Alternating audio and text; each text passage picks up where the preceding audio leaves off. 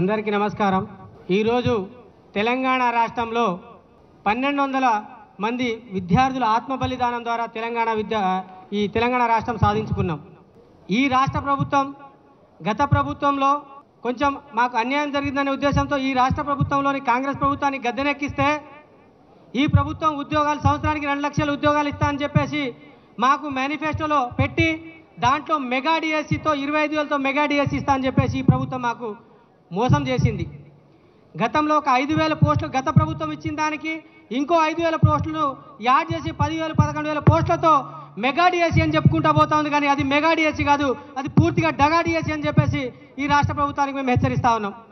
అదేవిధంగా ఇప్పటికీ మేము డిఎస్సి నోటిఫికేషన్ ఇస్తాం, డిఎస్సి టీచర్ ఉద్యోగాలను భర్తీ చేస్తామని చెప్పింది రాష్ట్ర ప్రభుత్వం. ఇప్పటికీ 2 నోటిఫికేషన్లు ఇచ్చింది ప్రమోషన్కి సంబంధించింది. దానికి 2/3 వంతు ప్రమోషన్లు పోతే 1/3 వంతు విద్యార్థులతో భర్తీ చేసిన ఉద్యోగాలు భర్తీ చేయలేదు. మరి 2 సార్లు ప్రమోషన్ ఇచ్చినప్పుడు 1/3 వంతు భర్తీ చేయాల్సిన విద్యార్థులు గుర్తు రాలేదా రాష్ట్ర ప్రభుత్వానికి? 2 ప్రమోషన్లు 22,000 ప్రమోషన్లు మేము ఇచ్చినామనేసి నిండు అసెంబ్లీ సాక్షిగా డిప్యూటీ సీఎం గారు బట్టి విక్రమార్క గారు అన్నారు. దాంట్లో 18,000 స్కూల్ అసిస్టెంట్ పోస్టులను ఎస్సిటి వాళ్ళ ద్వారా భర్తీ చేసినప్పుడు 1/3 వంతు ద్వారా భర్తీ చేయాల్సిన ఉద్యోగాలను ఎటుపోయినాయి 9,000 ఉద్యోగాలు అని చెప్పేసి ఈ రాష్ట్ర ప్రభుత్వాన్ని మేము ప్రశ్నిస్తూ ఉన్నాం. అదేవిధంగా మొన్న 4,500 స్కూల్ అసిస్టెంట్ టీచర్ పోస్టులో ప్రమోషన్ ఇస్తే దాంట్లో 3,450 పోస్టులు పైచీలకు ఎస్సిటి వాళ్ళను స్కూల్ అసిస్టెంట్గా ప్రమోషన్ ఇచ్చినప్పుడు 2/3 వంతు నీ జీవో ప్రకారం 1/3 వంతు మాకు భర్తీ చేయాల్సిన ఉద్యోగాలు ఎక్కడ భర్తీ చేసినామని చెప్పేసి అడుగుతా ఉన్నాం. అవి ఒక 1,700, దాదాపు అదొక 9,000, ఇదొక 1,700, మొత్తం 10,700 స్కూల్ అసిస్టెంట్ పోస్టులు ఖాళీ ఉంటే 5,000 ఉన్నాయి. 6,000 డిఎస్సీలు ఇస్తాం, దాంట్లో స్కూల్ అసిస్టెంట్లు 700 ఉన్నాయి, 800 ఉన్నాయి అని చెప్తా ఉన్నావు. మరి ఈ 10,700 పోస్టులు ఏ ఎస్సిటి టీచర్లకు అమ్మినావు, ఏ ఉపాధ్యాయ సంఘాలకు అమ్మినావు అని చెప్పేసి రాష్ట్ర ప్రభుత్వానికి చెప్తా ఉన్నా. మొన్న గ్రూప్ 1 ఉద్యోగాలు ఒక 1000 మందిని 562 పోస్టులు మీరు భర్తీ చేశారు కదా. దాంట్లో ఒక 100 నుంచి 200 మంది నిజమైన కష్టపడిన వాళ్ళు ఉంటే మిగతా వాళ్ళు మీరు అమ్మినట్టు మా డిఎస్సి పోస్టులు కూడా నువ్వు అమ్ముకున్నావా రేవంత్ రెడ్డి గారు అని చెప్పేసి ఈ వేదిక ద్వారా ప్రశ్నిస్తా ఉన్నావు. జీపీఓ ఉద్యోగాలు 10,954 పోస్టులు నిరుద్యోగులతో భర్తీ చేస్తామని చెప్పినావు కదా. మరి అది విఆర్ఓలతో భర్తీ చేయడంలో నీ అంతర్యం ఏమైంది? అంటే మీరు కూడా దీనికి కూడా పాత ఉద్యోగాలు చేస్తున్న విఆర్ఓలకు మీరు అమ్మేసి నిరుద్యోగులకు మోసం చేశారా అని చెప్పేసి రాష్ట్ర ప్రభుత్వాన్ని అడుగుతా ఉన్నాం. మా డిఎస్సిలో జీవో నెంబర్ 108 ఒకటి ఉన్నది. మా బీఈడీ చేసిన అభ్యర్థులకు దానివల్ల చాలా అన్యాయం జరుగుతా అని చెప్పేసి ఇదే డిప్యూటీ సీఎం గారికి, ఇదే మహేష్ కుమార్ గౌడ్ గారికి, ఇదే సీతక్క గారికి, ఇదే బూరా వెంకటేశ్వర గారు అప్పుడు మన ఎడ్యుకేషన్ కమిషనర్ గారు ఉన్నారు, ఇప్పుడు యోగిత రాణా గారు ఉన్నారు. మరి వీళ్ళందరినీ నవీన్ నికోలస్ గారు ఉన్నారు. వీళ్ళందరినీ కలిసినాం, అందరికీ వినతి పత్రాలు ఇచ్చాం. మా బీఈడీకి జీవో నెంబర్ 108 ద్వారా స్కూల్ అసిస్టెంట్ వాళ్ళకి 70% ప్రమోషన్లు పోతా ఉన్నాయి, మాకు అన్యాయం జరుగుతూ ఉన్నది. ఆ జీవోలు మార్చండి. 1999లో జీవోని తీసుకొచ్చిన జీవోనే ఇప్పుడు దా ఫాలో అవుతూ ఉన్నారు. మరి మా బీఈడీ చేసిన అభ్యర్థులు ప్రమోషన్ల ద్వారా పోయి మాకు ఉద్యోగాలు లేక ఉండబోతున్నాయి. మాకు జిల్లాకు 1, 2 కొన్ని జిల్లాలో పోస్టులే లేని పరిస్థితి ఈ విధంగా ఉందని చెప్పేసి రాష్ట్ర ప్రభుత్వానికి వేడుకున్నా ఉన్నాం. కానీ ఇప్పుడు దాకా ఆ జీవోల పరిస్థితి కూడా మాట్లాడని పరిస్థితి. కేంద్ర స్థాయిలో కేంద్ర విద్యాలయాల్లో 2/3 వంతులో డైరెక్ట్ రిక్రూట్మెంట్ ద్వారా భర్తీ చేస్తూ ఉన్నారు, 1/3 వంతుగా ప్రమోషన్ ఇస్తూ ఉన్నారు. ఆ విధంగా మా డిఎస్సికి సంబంధించిన విద్యార్థులకు న్యాయం చేయాలని చెప్పేసి రాష్ట్ర ప్రభుత్వం ప్రతి ఒక్కరికి పోయి వినతి పత్రాలు ఇచ్చాం. ఈవెన్ ఆకునూరు మురళి గారికి కూడా వినతి పత్రాలు ఇచ్చాం. కానీ ఇప్పుడు దాకా పట్టించుకునే నాదులే లేదు. అంటే నిరుద్యోగులకు ఇంత చిన్న చూపాయి రాష్ట్ర ప్రభుత్వం అని చెప్పేసి మేము. కాబట్టి రాబోయే మీ స్థానిక సంస్థల ఎన్నికల్లో మీ కాంగ్రెస్ ప్రభుత్వానికి మా నిరుద్యోగులు గట్టిగా బుద్ధి చెప్తాం. అదేవిధంగా జూబ్లీహిల్స్లో కూడా మేము మిమ్మల్ని బుద్ధి చెప్తామని చెప్పేసి ఈ సభావేదికగా హెచ్చరిస్తా ఉన్నాను రేవంత్ రెడ్డి గారికి. Thank you. సమయభావం వల్ల ముఖ్య అతిథులు మాట్లాడాల్సి ఉంటుంది కాబట్టి 2-3 నిమిషాలకు అంతకుమించి మాట్లాడొద్దని ఆకాష్ను వేదిక మీదకి ఆహ్వానిస్తున్నాం. ఈ కార్యక్రమానికి విచ్చేసిన పెద్దలందరికీ పేరు పేరున కృతజ్ఞతలు. ఈ కార్యక్రమాన్ని ఏర్పాటు చేసిన ప్రతి ఒక్కరికి కూడా పేరు పేరున కృతజ్ఞతలు. అలాగే మాకు ఈ కార్యక్రమానికి వచ్చిన నిరుద్యోగులందరి కష్టాలు కూడా చాలా వర్ణాతీతం. నేను ముఖ్యంగా ఒక చిన్న సంఘటన చెప్పాలనుకుంటున్నాను. 2023 జూన్ 16వ తారీఖు నుంచి హైదరాబాద్లో అడుగుపెట్టిన కాంచి ఈ 2 సంవత్సరాలు అలుపెరగని పోరాటం చేస్తున్నాం. ఈ పోరాటంలో 18 మంది నాతో పోరాటం చేస్తున్న స్నేహితులందరూ మరణించడం జరిగింది. ఈ పోరాటంలో ఇప్పటికీ ఈ కేసు జీవో నెంబర్ 46 కేసు అనేది సుప్రీంకోర్టులో నడుస్తూనే ఉంది. గిందాక మీరు ఆ మీడియాలో చూసింది నన్నే హైకోర్టు ముందు కళ్ళంబట్టి నీళ్లు పెట్టుకుని ఏడ్చింది. సెక్రటరియట్ దగ్గర దెబ్బలు తిన్నది అన్నీ మేమే. కానీ ఒక చిన్న సంఘటన చెప్తాం మీ అందరికీ. సుప్రీంకోర్టులో కేసు నడుస్తుంది. మేమందరం ట్రైన్ ఎక్కడానికి పోతున్నాం, ఈ సికింద్రాబాద్ ట్రైన్ ఎక్కడానికి పోతున్నాం. వాళ్ళ ఫ్యామిలీస్ కేసు వేసిన వాళ్ళ ఫ్యామిలీస్ ఎప్పుడు కూడా కేసు ఎప్పుడైందని ఒక కాల్ ఎప్పుడు అడుగుతుంటారు అనమాట. ఎర్లీ మార్నింగ్ ట్రైన్ ఉంది, ఢిల్లీ పోవాలి, కేసు ఉందని పోతుంటే కేసులో ఉన్న ఒక మిత్రుడు వాళ్ళ నాన్న చిన్న ఏమైందని కేసు అడిగితే అంకుల్ ఢిల్లీ పోతున్నామని చెప్తే నా కొడుకు చచ్చిపోయిండు చిన్న, దినానికి రాండి అని ఫోన్ చేసిండు.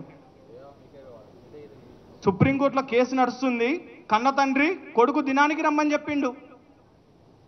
అసలు మేము ఓట్లు వేసిన రోజేమో కాంగ్రెస్ ప్రభుత్వం మేము అధికారంలోకి రాగానే జీవో నెంబర్ 46 రద్దు చేసి నష్టపోయిన ప్రతి ఒక్క బాధితుడికి వెంటనే అపాయింట్మెంట్లు ఇస్తున్నాం. కానీ హైదరాబాద్లో ఒక్క సీట్ రాకుండా కాంగ్రెస్ పార్టీ మొత్తం ఎల్బీ నగర్లో మమ్మల్ని అందరూ నిరూపించి ఎల్బీ నగర్లో నియామక పత్రాలు ఇచ్చింది. ఆ రోజు మమ్మల్ని అందరినీ టాస్క్ ఫోర్స్తోనే ఎత్తుకొని వచ్చిపోయారు అనమాట. ఇలాంటి సంఘటనలు చాలా ఉన్నాయి. అసలు ఎందుకు ఓటేసామా అనే ఇప్పుడు నేను ఫోన్ చేసి అడిగిన అనుకో, ఎందుకు ఓటేశారు మీరే కదా ఎన్నుకున్న ప్రభుత్వాన్ని మాట్లాడుతున్నారు. దీనికి ఏ సమాధానం చెప్పాలో అర్థం కాని పరిస్థితులు ఉంది. ఇక్కడ నా మిత్రులందరూ కూడా ఈ రోజు ఇక్కడ నిలబడ్డారు, మెరిట్ మార్కులు స్టూడెంట్స్. వీళ్ళు ఏ పాపం చేసిరని ఈ రోజు ఇక్కడికి రావాల్సి వచ్చింది. మెరిట్ మార్కులు లేని వాళ్ళకు ఉద్యోగం ఇచ్చు అంటే మరి అదే టీఆర్ఎస్ పార్టీకి 40 సీట్లు వచ్చినాయి, వాళ్ళకి ఇవ్వచ్చు కదా, వాళ్ళకి అధికారం ఇవ్వచ్చు కదా. ఎవరికైతే ఎక్కువ సీట్లు వస్తాయో వాళ్ళకే మనం మెరిట్ అధికారం చేపట్టే అవకాశం వస్తుంది. వాళ్ళకి 64 వచ్చినాయి, వీళ్ళకి 40 వచ్చినాయి. కానీ వాళ్ళు చేశారు. కానీ 130 మార్కులు వచ్చిన మా మిత్రులు ఇక్కడ ఉన్నారు, కానీ ఒక్క సీట్ రాని వాళ్ళకే న్యాయం చేశారు. ముఖ్యంగా బోర్డు చైర్మన్ని ఎవడూ తొలగించలేకపోతున్నాడు. వాడు ఒక ఆంధ్ర వ్యక్తి, వాడిని ఎవడు కూడా తొలగించలేకపోతున్నారు. ఏం చేయాలో ఏం చేయాలి నిస్సాయ స్థితిలో ఉన్నారు. ఈ రోజు మాతోటి ఉద్యమాలు చేపించి, మాతోటి ధర్నాలు చేపించి, మమ్మల్ని కేసుల పాలైన ప్రతి ఒక్కరు కూడా ఈ రోజు అధికారం అనుభవిస్తున్నారు. సిరాజ్కి ఇవ్వడానికి ఏమో ఆర్డినెన్స్ తీసుకురావచ్చు, 42% బీసీ రిజర్వేషన్ కోసం ఆర్డినెన్స్ తీసుకురావచ్చు, ఇంకా దేనికోసమైనా ఆర్డినెన్స్ తీసుకురావచ్చు. కానీ ఏ ప్రాంతం అయితే ఖమ్మం, నల్లగొండ, వరంగల్, మహబూబ్ నగర్ జిల్లాలలోనే, ఈ 4 జిల్లాలలోనే కాంగ్రెస్ పార్టీ అధికారంలో రావడానికి సీట్లు దోహదపడ్డాయి. కానీ ఈ 4 జిల్లాల విద్యార్థులకు కానీ న్యాయం చేయడానికి ఏ ఒక్కడికి కూడా అధికారం లేదు. నేను రీసెంట్గా ఇక్కడ చెప్పకూడదు అనుకుంటున్నా, ఒక ఎమ్మెల్యే కాడికి పోయి నేను అడిగిన, కాంగ్రెస్ పార్టీ ఎమ్మెల్యే కాడికి నేను ఒక రోజు కలవడానికి వెళ్ళిన రోజు సార్ ఇదంటే అసలు పైనోడే దొంగ అయినప్పుడు నేనేం చేయగలుగుతా అన్నాడు. పైనోడే దొంగ అయినప్పుడు నేనేం చేయగలుగుతా అన్నాడు. నేను వెళ్ళినా, నువ్వు నాకు ఓటేసిన, నేను పోయి రిప్రజెంటేషన్ ఇచ్చిన, నేనేం చేయగలుగుతాను మాట్లాడిండు.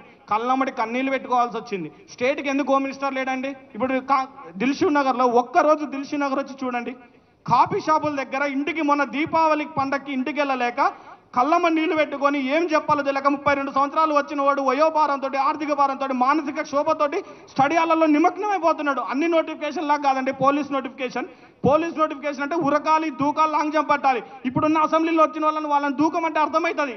కానిస్టేబుల్ అభ్యర్థుల బాధ 20,000 కనీసం గత గవర్నమెంట్లో తప్పు జరిగిందో నష్టం జరిగిందో ప్రతి 2 సంవత్సరాలు కూడా పోలీస్ నోటిఫికేషన్ వచ్చింది.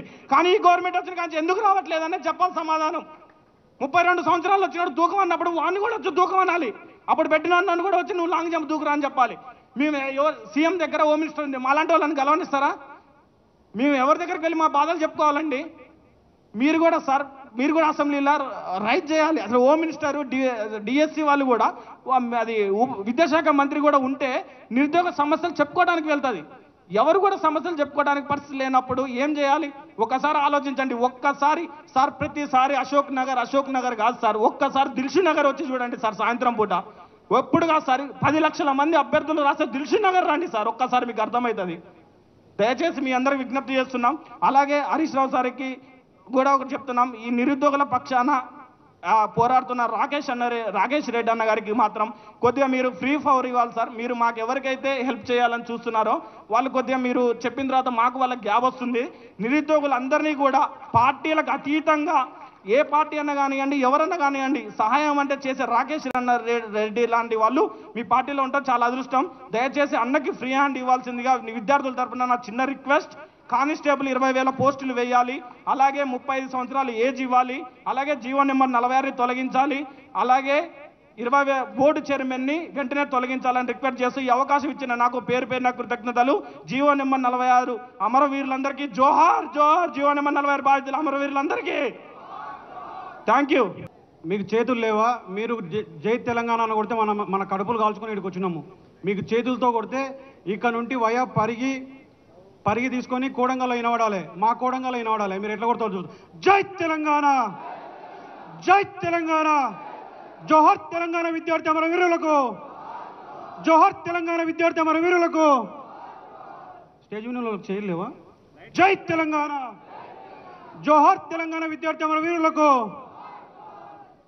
ముందుగా మేము ఈ ప్రోగ్రాం నిర్వహించాలని అనుకున్నప్పుడు కేటీఆర్ అన్నని అట్లానే హరీష్ అన్నని కలిసినప్పుడు తప్పకుండా మీ వెంట మేము ఉంటాం, తప్పకుండా మీకు టైం ఇస్తామని చెప్పారు. యాక్చువల్లీ టైం ఇవ్వరనుకున్న జూబ్లీలు ఎన్నికలు కాబట్టి టైం ఇవ్వరనుకున్నాం, కానీ టైం ఇచ్చిండ్రు. ఆ తర్వాత జాన్వేష్లన్నని కానీ ఆర్ కృష్ణన్నని కానీ మిగతా అన్ని పార్టీల లీడర్లను కలిసినప్పుడు టైం ఇస్తామన్నారు. జాన్వేష్లన్న కూడా అతి తొందరలోనే వస్తున్నారు. మీకు అందరూ కూడా తెలంగాణ నిరుద్యోగ జేఏసీ తరఫున ప్రత్యేక కృతజ్ఞతలు తెలియజేస్తా ఉన్నాం ముందుగా. అయితే ఈరోజు ప్రధానంగా మనం గుర్తుంచుకోవాల్సింది ఏంటంటే రాష్ట్రంలో సివిల్ సర్వీస్ స్థాయి ఉద్యోగాలు అంటే గ్రూప్ 1 ఉద్యోగాలు. ఆ గ్రూప్ 1 ఉద్యోగాల్లోనే మీకు వివరించదలుచుకున్నది ఏంటంటే 2 నిమిషాల్లోనే వివరిస్తే టైం లేదు కాబట్టి, గ్రూప్ 1 ఉద్యోగాల్లో ప్రధానంగా మేము ప్రిలిమ్స్లో రాసిన రోజు చెప్పినాం, ప్రిలిమ్స్లో దాదాపు 14 తప్పులు ఉన్నాయి. ఈ ప్రిలిమ్స్లో 14 తప్పులు ఉన్నాయి కాబట్టి అవి తీసేయండి, కీలో కూడా తప్పులు వేసిండు తీసేయండి అని చెప్పినాం. కానీ మా మాట వినకుండా వాళ్ళు మెయిన్స్కి వెళ్ళిపోతూ ఉంటే అప్పుడు కూడా చెప్పినాం, అయ్యా ఏ జీవో ప్రకారం మీరు ప్రిలిమ్స్ నిర్వహించారు, ఏ జీవో ఉంది అని చెప్తే ఆ జీవోని పబ్లిక్లోకి రాకుండా జీవో 29 తెచ్చి దాదాపు 8 నెలలు మేము కేసు వేద్దాం అనుకున్నా కూడా, మేము ఇంకేమైనా ఫర్దర్గా ముందుకెళ్దాం అనుకున్నా కూడా జీవో 29 తెచ్చి మా పబ్లిక్ డొమైన్లో లేకుండా ఎస్సీ ఎస్టీ బీసీల గొంతు నొక్కిండు ఈ రేవంత్ రెడ్డి. ఎస్సీ ఎస్టీ బీసీల గొంతు నొక్కిండు ఈ రేవంత్ రెడ్డి. ఎందుకు చెప్తున్నా ఈ మాట, ఎందుకు చెప్పాల్సి వస్తుంది ఈ మాట అంటే, ప్రధానంగా ఈరోజు మనం చూసుకున్నట్లుంటే జీవో 29 వద్దని మేము అశోక్ నగర్లో పెద్ద ఎత్తున ధర్నాలు రాస్తారోకలు చేస్తూ ఉంటే నా పైన 6 మంది పోలీసులతో విచక్షణ రహితంగా కొట్టించినటువంటి పాపన. అంటే నువ్వు ఎవరిని కొట్టించినావు తెలుసా? నీ కోడంగల్ బిడ్డని నువ్వు కొట్టించినావు రేవంత్ రెడ్డి, మందిని కాదు కొట్టించింది నీ కోడంగల్. నీకు ఓటేసినందుకు నన్ను కొట్టించినావు. ఆ తర్వాత 3 రోజులకే మెయిన్స్ ఎగ్జామ్ పెట్టి, మెయిన్స్ ఎగ్జామ్ కూడా వద్దయ్యా మెయిన్స్ ఎగ్జామ్ అని ఆపండి, కొంచెం మాకు టైం కావాలంటే మా మెడల్ వంచి మెయిన్స్ ఎగ్జామ్స్ రాయించిండు.